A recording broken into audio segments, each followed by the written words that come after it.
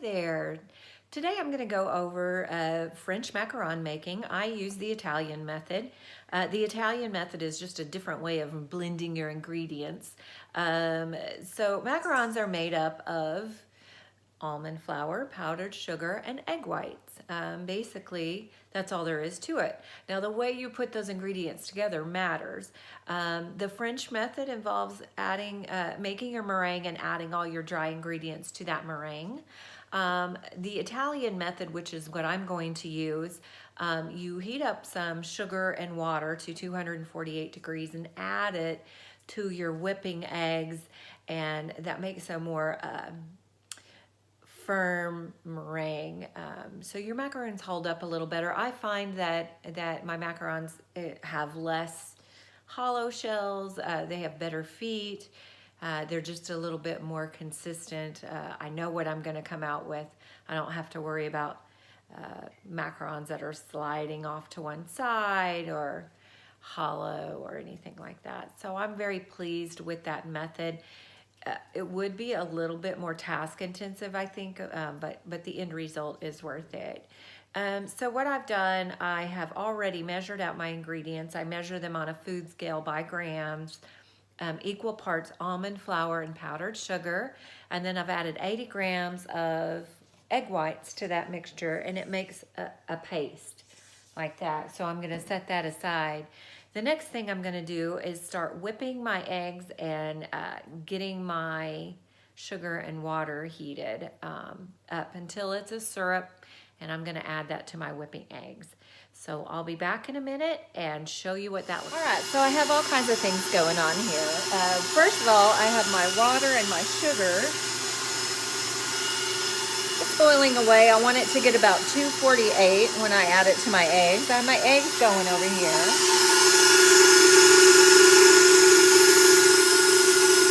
I added a little bit of sugar to that foamy mix, and it's going to keep going until it's about at a soft peak, at which time, if all the stars align, my eggs will be at a soft peak and my sugar will be at 248, and then we're going to add it all together.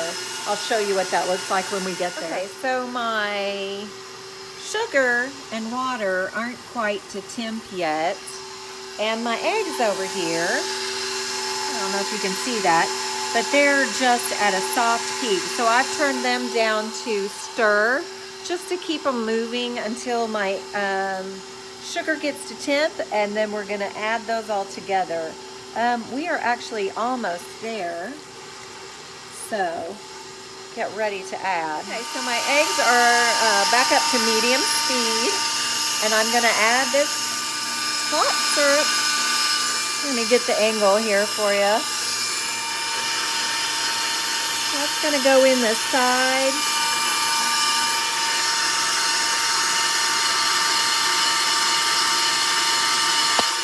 And you just want to add it slowly to medium speed eggs. And that's going to all whip together, and it'll look snowy and beautiful, and we're gonna get it to stiff peak, so I'll show you what that looks like in a minute. Right here is where I want my eggs to be whipped at. They're at a nice stiff peak. That meringue just kind of hangs there. It doesn't bend or move, so that is perfect. I'm gonna add some yellow food coloring in here because I am making banana caramel macaron, so stay tuned. So I have here my whipped stiff eggs and sugar all together here, and I've thrown it in with my paste. And what I'm going to do now is something called macaronage. So I'm going to mix all of these ingredients together. At first it's really, really stiff. You know, it seems like you'll never get that almond paste and the meringue all mixed together, but you will eventually. And what you want to do, macaronage is a skill where you kind of just want to keep the spatula down into your meringue, and you want to do this scrape and squish is what I call it, kind of in a figure eight. Scrape and squish, and scrape and squish, and you just keep doing that until this becomes a batter and it'll be kind of a lava consistency. I'm gonna keep macaronaging and get to that point, and then I'll show you what it needs to look like. Okay, so here's my bowl, and I've been scraping and squishing away. This batter is almost to where I want it. Just a few more rounds, and I'm gonna check it after every couple of. Okay, so do you see how it's kind of falling off the spatula in a little ribbon? That is exactly where I want it, kind of lava consistency. Not as thin as cake batter. It's kind of an in-between batter. It's kind of tricky, but you'll get to where you kind of know how your batter should be. And this is just about perfect. Yeah, I like that a lot. So I'm gonna put this in some piping bags and we're gonna pipe. Okay, so here comes the fun part. We're gonna pipe out our batter onto a little silicone mat. This is just a real simple mat that I got from Bed Bath & Beyond. I also have some that I got off of Amazon that are excellent. And then I have some others that I got off of Amazon that already have the circles piped on or stamped on it. So those are really handy too. I love this mat because it's just bigger and I can get more mats on one mat. So that's why I use this with a template underneath. So that's just a little, if you can see underneath there, little papers with circles on it. And I'm gonna pipe these out. So here we go. There's a little bit of a learning curve on piping. You just kind of want to let the batter flow out in the middle, and I just messed up on that one, but that's okay, that happens. We're not perfect. And so you just pipe it out to the edges of your template, and I just kind of drag off the top just to keep them from getting kind of like a little bump on the top, almost like a little Hershey kiss or something like that. That just kind of keeps them a little smoother. That is not going to stick around. The little bump you see right now is not going to stick around. It's going to go on and kind of just fade into the mac as they sit and dry a little bit. So after I get these guys piped out, I am just going to kind of wrap this tray a little bit to get the air bubbles out of it. That also kind of keeps you from getting things like hollow shells. Not always. There are times that I get hollow shells too, and it's sometimes weather related. I really don't know sometimes what causes a bad bake. But generally with this Italian method, I have very consistent bakes doing this way. So here's my first little tray of beauties, and I'm gonna take these templates out and just kind of pop this tray on my granite a little bit and drop it. That's gonna get, I don't know if you can see on the video, but there's like little air bubbles that are coming up, and that's what you're doing there. You're getting those air bubbles out so, you know, they don't create holes in your beautiful macarons. So about 30 minutes have gone by. Oh, disregard the giant eye that my son painted, although I think it's kind of cute. I don't know. We've always got somebody watching our front door, so that's good. But about 30 minutes have passed, and I got a cup of coffee, washed my dishes, and let these guys get some skin. So I'm going to show you what these look like. So here's my macs. You might notice, I'm going to touch one here that you can see. It's just, it's dry on top, and so it's not tacky at all, and that's what you want because we're forming a skin here with the macs. What it's gonna do is just help this little macaron rise and form a crown. That's what the top is called, a nice smooth crown, and some feet, so the little lacy feet you see on macarons. Also notice how the little dots that were on top from the piping have went ahead and smoothed out. These look wonderful. They are smooth and beautiful, and let's just hope the baking gods are with us. We're gonna put these in the oven, and I'll be back with that. Getting ready to go in the oven with these Macs, and I use a gas oven on the regular setting, not the convection setting, because I don't want a fan going on in my oven, because it can really affect the way that the macarons react. I've got this oven preheated to 400. I always put my macarons in a hot oven for 1 minute, and then I reduce the heat down to 350 and give it another 2 minutes, and then I check them for feet. So I'll be back with my Macs have been in the oven for a total of 3 minutes. They were 1 minute on 400, and then I reduced the temp down to 350 for the other 2 minutes, and my little alarm just went off. So we're gonna check these guys. So what I do you see where the little feet are just starting to form on the bottom of those macarons? That's exactly what I want to see. It's just barely there, but they are there. So I'm gonna cool off this oven just a little bit and let some air circulation go on. And I'm gonna prop this open with just a little wooden spoon for about 2 minutes. And then I'll take the wooden spoon out, close the oven door, and let them go for another 5. They should be done after that last 5 minutes. I'll check back with you then.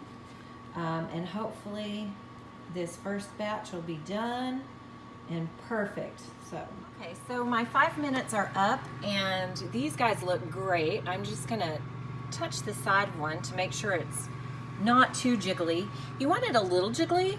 It's actually gonna jiggle just slightly when you touch the side of it. That's perfect. So out these guys come, and over to a cooling rack. Oh, those look so pretty. I'm really happy with the feet. I like to have just delicate little feet. Those look good, the crowns look good. They're nice and smooth. The color's good. So we're gonna let those cool off. And next step is going to be filling these beautiful little cookies with some really yummy filling. For my banana caramel Macs that I'm making. And what I have in here is some Swiss buttercream. I make Swiss buttercream ahead in a big batch with 8 sticks of butter and 10 eggs. I make it ahead of time and batch it so that I'm not spending a lot of time making fillings. And to me, fillings are the most important part of having a tasty macaron, because what you put in the filling is where you're gonna get all the flavor from the cookie. A lot of people think that the shells actually have flavor, but very rarely do I add flavoring to my shells. They're just a delicate almond cookie, and where the flavor comes in is these fillings. And so this is a filling that I've not ever done before. So I've got Swiss buttercream, and in it I have put some banana cream jello pudding mix, the instant. So I have no idea how this is gonna turn out, guys. You are going on the journey with me. And then I have some half and half standing by just in case this gets a little thick, because I was thinking it might get a little thick with the pudding mix. So I'm just gonna mix this up and just add a little bit of this dry pudding mix as I go, and taste it as I go, and kind of tweak it and see how it turns out. So stay tuned with that. So my filling, my banana filling is mixed, and I'm just gonna give it a little taste here.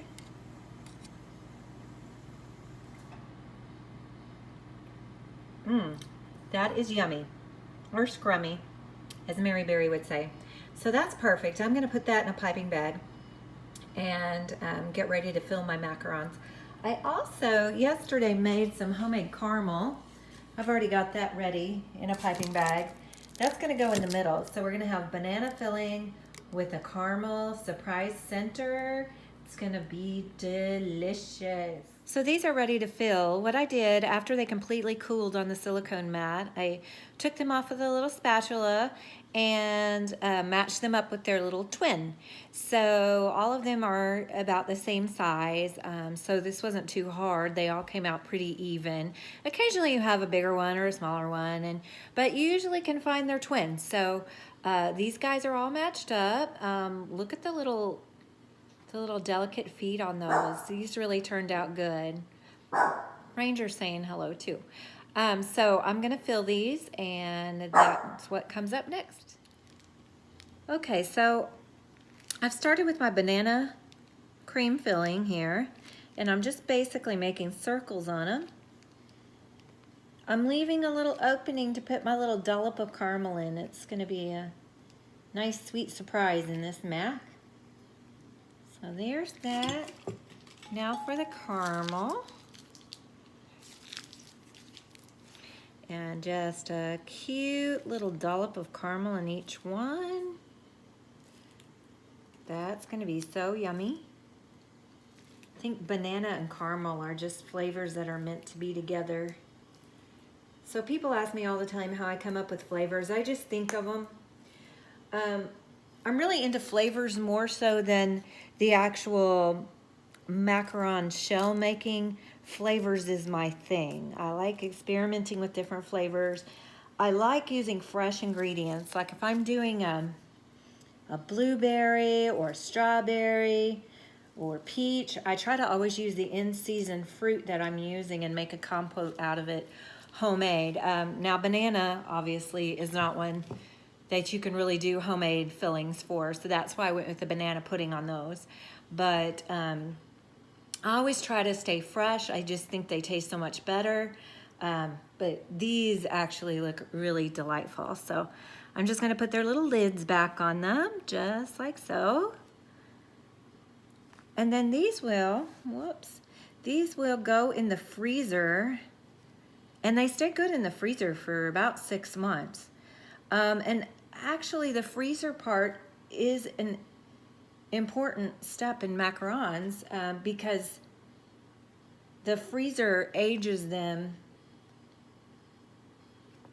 and you bring them out and thaw them and then eat them. And it actually does a good thing with the texture of the cookie is better. So that's why they go in the freezer for 24 hours before anybody consumes them. And I just kind of keep them all in the freezer until they're ready to come out before eating, thaw them. They're much better, although I've had lots of people tell me they're good frozen. They can't wait for them to thaw, so they just eat them frozen. They like them. But they're so much better at room temperature. Give them at least 20-30 minutes to come to room temperature before eating them. Super good. So that concludes macaron baking. For all of you wondering how to make macarons and that have asked me, there's your video. One last look at these guys. They turned out really nice. So notice the nice delicate feet on those, nice smooth crown. They are exactly how I want my macs to turn out. So I'm pleased with this bake. Next bake, I think we're gonna do yeast. I love working with yeast. I love making rolls of any kind. So that's gonna be the next video, probably cinnamon rolls or orange rolls. So if you liked this video and you want me to make more, let me know.